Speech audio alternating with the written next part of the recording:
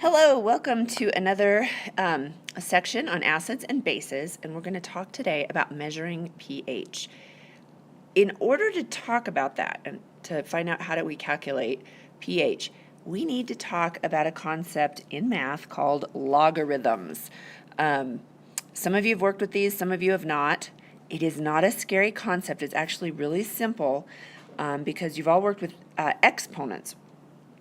And a logarithm basically is just the exponent that is needed to produce a certain number. For example, if I have 2 to the exponent 3, 2 cubed, right? 2 to the third power, that's the same as saying 2 times 2 times 2. I'm going to take 2 and multiply by itself 3 times. The answer is 8. So another way of writing this idea, we can say that the 3, this cubed part here, the 3 is called the log of 8 with base 2. So I'm just going to rearrange this. We could say, in other words, that 3 equals log base 2, that's my base, of 8. I just wrote it right here. It's just another way of rearranging the numbers.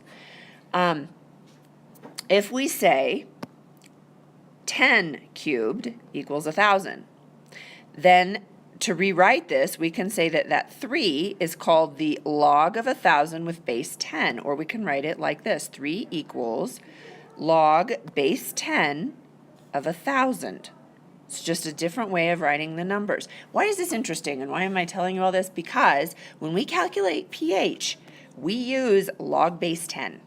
So you're not going to have to worry about log base 2 or log base anything else, just log base 10, meaning that we always are looking at pH in terms of 10 to some exponent equals some number. So let's apply this to our pH now. pH, the definition, you guys should remember this maybe. pH equals the negative log of the concentration of hydrogen ions. Remember these brackets here mean concentration of, and here we have hydrogen ions or protons. So just a side note, this little p symbol here in front of the H, it means negative log. So this little p means negative log, and it's the negative log of the concentration of hydrogen ions. And that concentration is going to be in molarity. That's how we always do that in chemistry. So I'm going to now explain to you how you punch this into your calculator, because you'll need to know how to do that. When you, if you have a normal calculator, most calculators, just the average kind, you're going to enter into your calculator the concentration of the hydrogen ions. So if it's, 2.0 molar, you'd enter in the 2.0 or just 2. Then you're going to press a key that has an log on it, log key. Then, so you'll enter the concentration, then the log key, then you're going to press the change of sign key, the plus or minus key, to change the sign into the negative. And there you have it. If, on the other hand, you have a programmable calculator, then you need to type the expression into your calculator exactly as it is to be evaluated. So you would type the negative, you would type in the log, so you need to hit the log key, and then you type in parenthesis 1.0 times 10 to the negative 7th, if that's the molarity or concentration of your hydrogen ions, and then the end of the parentheses, and then you can evaluate it from there. Now, we have this problem with significant figures. How do we determine significant figures when we're using logarithms? It's a little bit different, and here's a new rule for you. The number of decimal places for a log must be equal to the number of significant figures in the original number. So here, the number of decimal places for a log. is equal to the number of sig figs in the original number. So let's look at an example. The number of sig figs in our original number, this is our hydrogen ion concentration, 1.0 times 10 to the negative 7th. How many sig figs here? 2. We have 2 sig figs. So when we perform the logarithm, and when we put our formula in, pH equals the negative log of this concentration of hydrogen ions. I'm just plugging that number in for the hydrogen ion concentration. Since I have 2 sig figs in that number, when I take the logarithm of it, then I will put 2 decimal places in my final answer, in my final number, when I take the log of it. So the number of decimal places for the log is equal to 2 here, 2 decimal places, and that is equal to the original number of sig figs. So do a little practice right now. Stop the program, stop the video, pick up your calculator or the one that you like to use, and go ahead and try it with a couple different calculators. See if you can do it on several different ones. But I want you to punch in numbers and see if you get the same answer that I'm getting. Calculate the pH value for a solution at 25 degrees C in which the hydrogen ion concentration is equal to 1.0 times 10 to the negative 9th molar. So pause the video, calculate the pH value, calculate it to the correct number of sig figs too, and write that down and see if you get the same answer as I do. Okay, your answer should be the pH is 9.00. If you did not get that, go back, try it again until you get the right answer. Make sure you're punching those numbers in correctly. You can go back a few frames and review the steps if you can't remember exactly at what steps and what order to do that in. So I'd like to make 2 important points about how we're thinking about pH in this frame right here. First of all, why are we using this complicated logarithm math idea? What do we need to use this for? This just makes our life so much more difficult. Well, not really. It makes your life easier.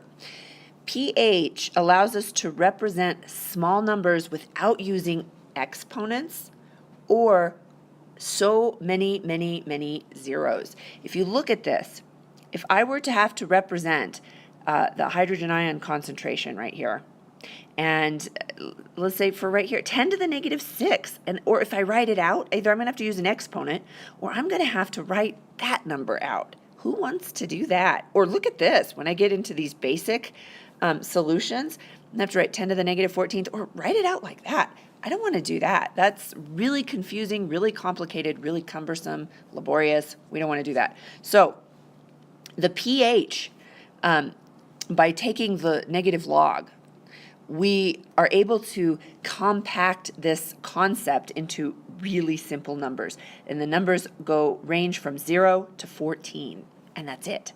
That's so much easier than writing all of that stuff down. So that's why we do the logarithm. That's why the definition is the way it is, so that we can have a very compact way of representing acidity or basicity. Now, I want you to notice, however, using these pH numbers, that the pH changes by 1 number, so 0 to 1, for every power of 10 change in the hydrogen ion concentration. So when we go from 10 to the 0 to 10 to the negative 1, we're just going up 1 pH number, okay? But it's 10 times the change in hydrogen ion concentration. For example, a solution with a pH of 3, if we look right here, if it's got the pH of 3, the hydrogen ion concentration is 10 to the minus 3 molar, which is 10 times the concentration of a solution of a pH 4, right? So when we're going down, we're going from pH 4 to a pH 3, we're actually not just going down a little bit. It is 10, we're going up in hydrogen ion concentration 10 times. So just to get that in your head, that it's a 10-fold change, magnified by 10 for every single decrease in the pH number. Now that you know a little something about pH, you can calculate another value called pOH. What do you know? Remember I told you that little p means negative log? Well, it still means negative log, only for pOH, it's negative log of the concentration of hydroxide ions, OH negative, okay? So here's an example. If the hydroxide ion concentration is 1.0 times 10 to the negative 12th molar, what is the pOH? Well, pOH is the negative log of that hydroxide ion concentration. You should get on your calculator 12.00. Punch those numbers in. Make sure your calculator is still working properly for you. Okay, now remember this that we learned about just in the last section. Big K with a little W subscript. The ion product constant for water. Well, this is a really exciting relationship here, and I'm going to explain that. The ion product constant for water, remember, is the product of the two ions when water ionizes. The hydrogen ion concentration times the hydroxide ion concentration, and it is always equal to that same number. It's a constant, so it's always equal to 1.0 times 10 to the negative 14th. The product of those two concentrations. Well, if we take the negative log from both sides, one more rule to just interject in here. I'm showing you where this number comes from. If you don't know all this math, it's okay. Please don't worry about it, but I just want to show you for those of you who are interested in where this comes from. One more rule about logarithms. When I take the negative log of two numbers that are multiplied together, this is how I do it. It's the negative log of one plus the negative log of the other. And that would be another rule that has to do with logarithms. When I do that, look at this. The negative log of the hydrogen ion concentrations is pH. The negative log of hydroxide ion concentrations is pOH. And the negative log of 1.0 times 10 to the negative 14th is 14.00. Look at that. This is a really useful relationship, and this is something you definitely need to know and memorize. So you know that pH is the negative log of the hydrogen ion concentrations, pOH is the negative log of the hydroxide ion concentrations. Memorize those, but memorize this. pH plus pOH always equals 14.00. It's a really useful relationship because if someone gives you the pH, you can automatically give them the pOH. So, if we know the pOH, we can find the pH. If we know the pH, we can find the pOH based on this formula, okay, on that relationship. We can also find hydrogen ion concentrations or hydroxide ion concentrations if someone would just tell us the pH or the pOH. And I'm going to show you how to do that because that is going to take another little trick on your calculator. So let's do an example together. Find the hydrogen ion concentration of a human blood sample whose pH was measured at 7.41. So we have pH equals 7.41. Let's go back to our pH formula. pH equals negative log of hydrogen ion concentrations. Write that down. If you wonder where to start, write down something you know, and you know that. Next, I'm going to explain the math behind this a little bit, just so that you can hopefully follow me when we do the problem.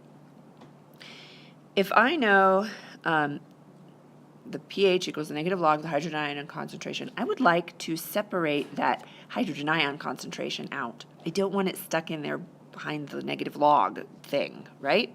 I'd like it on its own with an equal sign after it telling me some number in molarity, because that's what I want to know in the problem, right? I want to find the concentration of hydrogen ions. How am I going to do that? The first step is I'm going to multiply both sides by a negative number, okay? I'm going to multiply both sides just by the negative value, and if I do the same thing to both sides, I should be fine. I end up getting this. Negative pH equals the log of hydrogen ion concentrations, because a negative negative is a positive. Next, what am I going to do to both sides? I am going to do something to both sides called inverse log. It's just like taking the inverse of something. The inverse of a log, I'll write it out here, the inverse of a log, the inverse log of a log is simply, it cancels each other out. The inverse log of the log will cancel that out, and we will end up with just the hydrogen ion concentration. But what I do to one side, I have to do to the other. So I have to take an inverse log of this side also. And I just simply rewrite that here, the inverse log of negative pH. So my hydrogen ion concentration is going to be equal to my inverse log of negative pH. Let's go to the next frame and solve this problem using our example. So here, I just rewrote pH is 7.41. I'm taking the negative of both sides, right? And I'm going to say, from what we just calculated before, the hydrogen ion concentration is equal to the inverse log of that negative number. Okay, so how do you do that on your calculator? What does that look like? I'm going to type in inverse key, log key, and I'm going to type in 7.41, negative 7.41, so I need to type in 7.41 and the negative number, equals, and this is the number that should come up on the screen, 3.9 times 10 to the negative 8. So my answer is 3.9 times 10 to the negative 8 molar. Try that on your calculator. Make sure you can do this inverse log function and get the same number that I have. Also, sig figs. The pH has 2 decimal places, so we need 2 sig figs for the hydrogen ion concentration. And that's what we have right here, 2 sig figs. Here's another example. Calculate the pH for a 1.0 molar hydrochloric acid solution. Note, hydrochloric acid is a strong acid. Since it's a strong acid, we know that the ions completely dissociate. We get all hydrogen ions and chloride ions floating about in the solution. So we know that 1 molar of hydrochloric acid is going to produce 1 molar of hydrogen ions and 1 molar of chloride ions. Therefore, we can really easily calculate our pH, because really all we care about is these hydrogen ions anyway. And remember, pH is the negative log of hydrogen ion concentration. So we plug the negative log of 1.0 in, and our answer is 0. That is the pH for a 1 molar hydrochloric acid solution. Now, for you guys, you definitely need to work some problems on the worksheet. There is a worksheet that goes with this section. Please practice those. There's some extra practice on there too if you don't understand it or need a little extra, and hopefully you can enjoy figuring some of those out. I'm going to talk a little bit before we end the video on how we measure pH in real life, in the lab. We sit down and we actually want to know what the pH of something is. We can use pH meters. They have little electrodes. They're very convenient. You just place them in the solution, and voila, on here it tells you the exact pH of your solution. Another way we can measure pH in the lab, indicators. And I know you've all worked with some of these before.